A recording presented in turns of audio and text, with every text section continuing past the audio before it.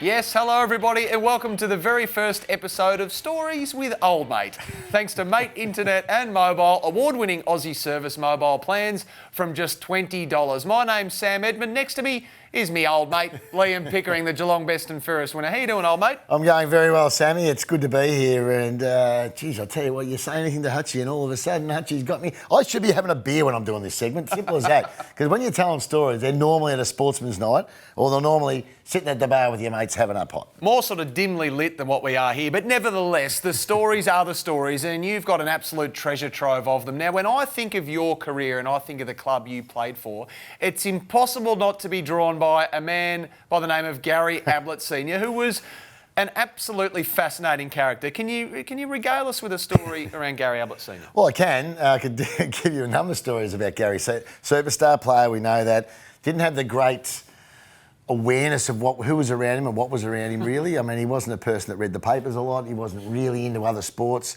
He just went about his business and whatever it may be. But it was 1994 and we were playing, well, obviously Geelong sponsored by the Ford, of course, who have been the longest sponsorship in the history of sport anywhere in the world, Ford sponsorship with Geelong. But they're also sponsoring the Wallabies. Mighty Wallabies. The Mighty Wallabies. So the Mighty Wallabies were in town in Melbourne. Big team, Australia's team. They've just won the World Cup. High profile.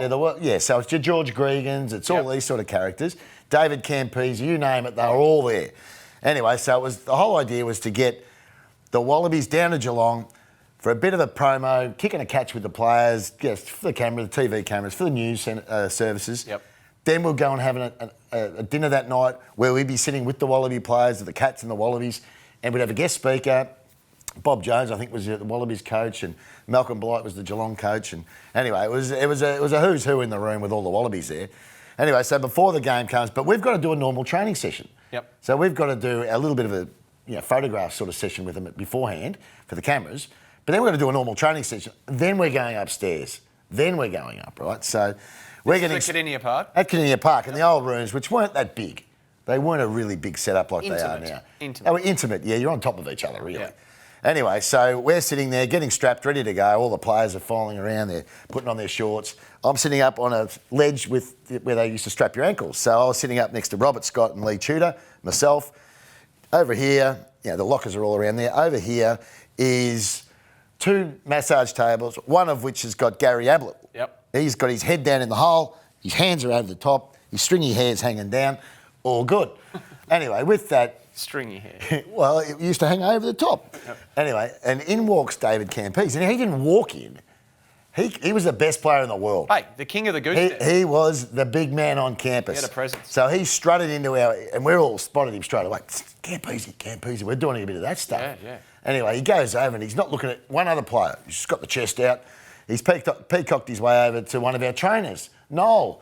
And I look at Noel and he's going, oh, he's over there. And he's pointing over. And I said, where? And we're whispering to each other, me and Lurker, Lee Tudor and Scotty, who's he looking for? And he's gone over. We watch him walk around the corner. He gets around and Noel, the trainer's gone, that's him there.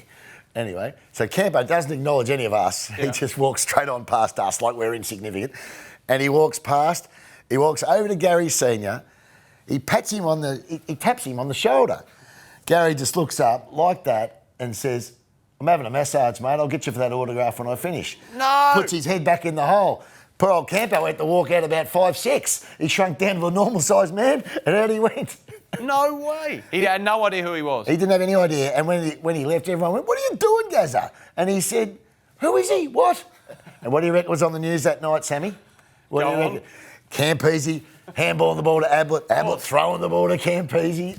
But I thought it just summed up that Gaz really had no idea who he was. That wasn't an unusual thing, though, was it? That exact scenario for Gary Ablett not to exactly know who might have been talking. Well, that's Gazza. Yep. That's how Gazza rolls. But anyway, unbelievable. He was a man who didn't know a lot of people.